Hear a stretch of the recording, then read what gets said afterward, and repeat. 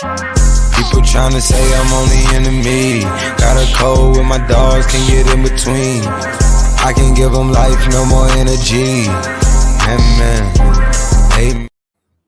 Welcome in, everybody. We survived 2 amazing Game 6s last night. We got one more today, hoping to get to a Game 7. We got the Rockets and Warriors playing at the Warriors. They're up 3-2. Let's talk about it, JJ. What's the thing you're most excited to see in this game? Defense. It's been the biggest thing for this series. Everything's been physical. I love that about this series. I feel like you don't get that physical experience from a lot of these other series so far. Maybe like in the other series, like round 2 and all that. But this one's been my favorite. Get back to that old school kind of feel. Low scoring, just thug it out. And I feel like there's going to be a lot of that today.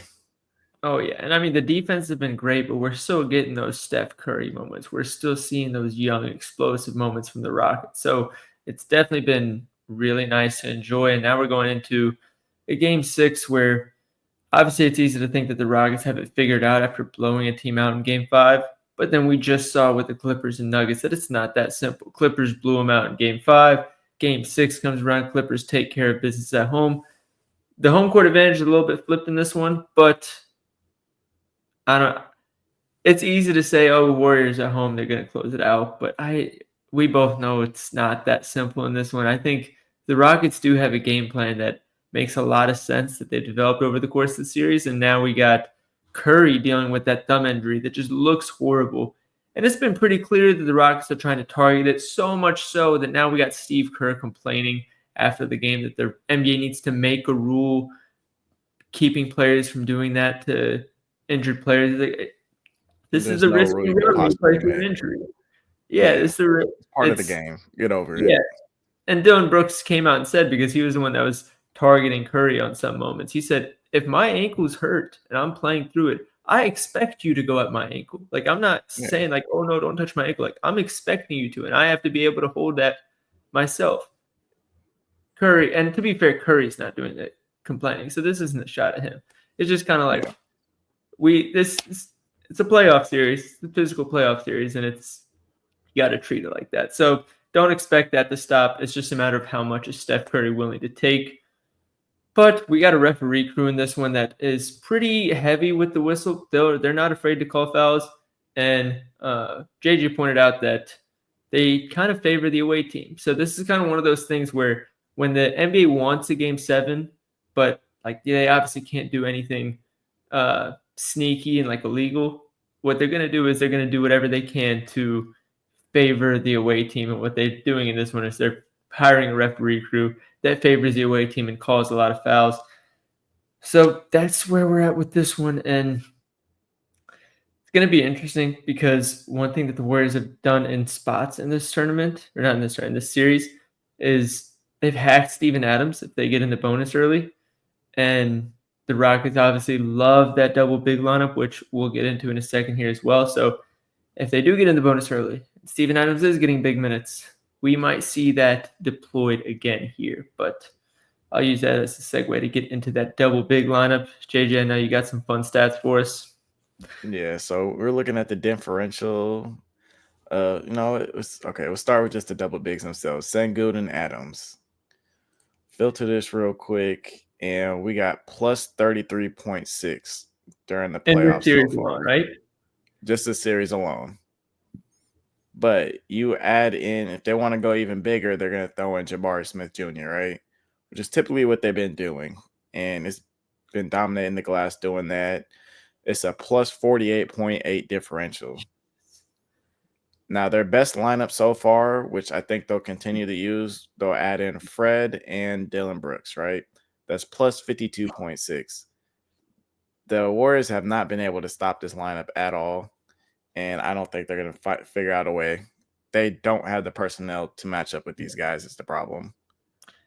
I mean, the only way I could imagine it is more Looney minutes. But the issue is if you look into the minutes with both Looney and Draymond on the floor, they haven't used it in this series because in the regular season, it wasn't good. It was very bad. No. So if you're trying to match double big for double big, the next best option is who? Trace Jackson Davis. They're not doing that. Quentin Post is young and isn't like a true big. Like he's like a stretch big, if we're being honest. He has moments, but like he's not going in there against Steven Adams and Sengun grabbing rebounds. So you kind of have to give up size for the Warriors. And the trade-off has to be you have to hope that three-point ball is falling because you're not challenging Sengun and Adams at the rim. If Curry makes 5 threes and Pods makes 4 threes, Jimmy Butler knocks down 2, Buddy Hield just made 3. Those are the games that they're winning. The issue is it opens the door to a lot of volatility over the course of a 7-game series. You get cold at the wrong time, it's over because you don't have any other answer when you give up that much size. So it makes sense that they dominate so much when they use that lineup. I'm kind of surprised. I know Adams isn't exactly like a 40-minute per game kind of guy. I'm surprised only using it for like 17 to 22 minutes, especially at the beginning of the series. He said he wanted 20 to 25. I think we're going to have to get that again in this one. Yeah. Only hopefully 2 games left in the series. Elimination game today. They're trying to, stave it off today, force it in the game 7. And it definitely is possible, Yeah. The Warriors have been struggling going against that zone. They really haven't had an answer for it. They've gotten a little bit of 3-point shooting out of it, but the stars really haven't done much. Steph and Jimmy Butler versus it. No. And then they switched up their covers the last 2 games. Let's say the first 3 games, Steph was getting blitzed like crazy. I mean, we mentioned it here multiple times. Right. They went away from that. Amen Thompson got comfortable playing in the playoffs right now, and he's been taking that assignment on 1v1 the last 2 games, and it's worked out very well. It's just, was it game 4? It was the free throws. That was a big problem for the team. And they lost by 3, missed 11 free throws, shouldn't have missed. And then they handled business game 5. So we'll see how it works out game 6, especially attacking that thumb.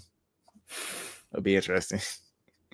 I'm sure Steph is going to get all the injections and pain tolerance pills that you can imagine. Oh, He's yeah. probably not even going to realize he has a thumb at the time the game starts. So it'll be interesting. Remember how to shoot the ball. That's about it. Yeah. It's a 5.5 point spread favoring the Warriors. Again, they're at home.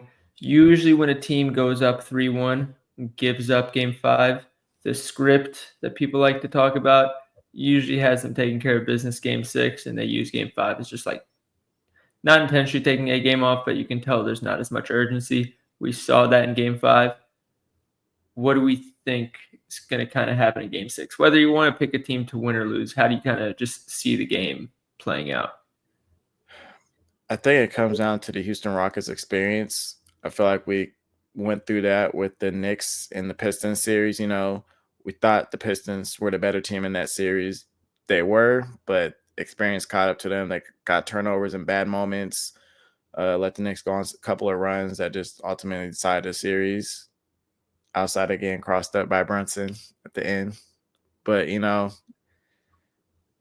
it's just Houston. It's going to come down to experience, what they want to do with Jalen Green. They can't just leave him in if he's starting off poorly. If that happens, yeah. I think for the Warriors, something they should do is try and let Jalen Green be the initiator and score, be the aggressor, because obviously he has struggled in this series. He hasn't taken many shots outside of that one game where he went for 34 or something like that. 38, I think. Something 38, ridiculous. Yeah, somewhere in the 30s. Outside that, it's been single digits, and then 11 points last game. I know Kerr said they want Draymond to be more of a facilitator. I think we'll see an emphasis on that. You want Jimmy to just get the ball and be in space, but I don't know how he's going to. I think the best way he's going to be able to do that is probably try and draw fouls, get to the free throw line. But again, looking at the referee assignment, it's going to be a little bit tougher for him to do that. I remember on the live stream, you did mention he's probably going to take some threes, but that's not his game. That's the problem. And you don't have a healthy Steph either. No, because he's getting the double. Like when the double bigs are in, one of them is usually matched up on Jimmy Butler. And they're basically saying, hey, if you make your threes, like it is what it is, but you're not going to get to the basket. Like you're not going to beat Steven Adams on the dribble. He's already going to be down there and he's going to be waiting for you. So if you want to beat us with a jump shot, we'll live with it. And to be fair, it's not like Jimmy Butler's been playing poorly, and it's not that he's a bad shooter that they want to shoot. It's just, like you said, he doesn't want to do that. A big 3-point game from Jimmy Butler is like 2 for 4, 2 for 5. He's not taking 9 attempts from deep, no matter how you defend him. So that's kind of the issue that you run into with Jimmy Butler being matched up against these double bigs. He did well against Zach Edey, Memphis. I want to say he did hit a couple threes that game, but also like Edey wasn't really jumping with him. Like he was getting into Edey's stomach, drawing fouls, kind of like you said. Houston's going to be, I think they're going to be a little bit more prepared than that. Yeah. But, yep. Should we get into the parlay? Let's do it. All right. So, cooked this up on the stream earlier. JJ already mentioned. Steve Kerr talked in the postgame about getting Draymond more involved as a facilitator again, getting him into spots where he can facilitate, whether that's in the high post, whether that's in the handoffs. However you want to imagine Draymond Green when he was averaging 6-7 assists throughout the regular season. That's how they want to get him involved today. 4 assists. I think it was like 4 assists was minus 160. His 5 assists was like plus 130. Just lines we don't normally see for Draymond Green. And they're not blitzing Steph as much, so it opens up more of a chance for him handing off into Steph Curry, like contested jumper against Sengun or blowing by him. So Draymond Green 4 assists seems like a gift. Then we got Dylan Brooks, 2 threes. He's been getting the Steph Curry matchup in this series. 1, again, Steph Curry's injured. They want to go at him. 2, that is a very big size advantage. And it seemed like last game we finally saw a lot of intent from the Houston Rockets to take advantage of that Dylan Brooks Stephen Curry matchup. It took him 4 games too long to make it happen, but it's finally happening. And he's shooting 40% from deep. So asking for 2 threes, it doesn't seem like a lot, especially with how they want to use him. And lastly, we're going with the Golden State money line. We were on the fence about it, for being honest, but the stream chat was very adamant about the Warriors. And like we said, it makes sense. Every system under the sun does favor them. They are at home. They do have the advantage of experience. It's really just going to be how healthy is Steph Curry, and 2, is the Rockets and experience going to disappear? As long as the answer to those questions are what we're looking for, Golden State should be able to handle this. They've been here before. So plus 329 with the boost. We've been so ridiculously close on these. I told you guys before the last one. It feels just like NFL season where we started cold. We had this middle ground where we just had the worst luck possible and should have hit a bunch. And then later on, for like 8 straight weeks, it just felt like everything turned to gold. We're kind of in that middle ground right now because last game we had Cade 10 plus assists would have cashed our parlay. He had 20 or 10 plus assists. He had 27 potential assists to finish with 8. So let's hope this is the first parlay where we're finally past that and we can finally cash. And it'll just start a cascade, a big avalanche of multiple parlays cashing after each other. So like and follow. You won't want to miss this. Let's make some money, and we'll see you guys on the next show.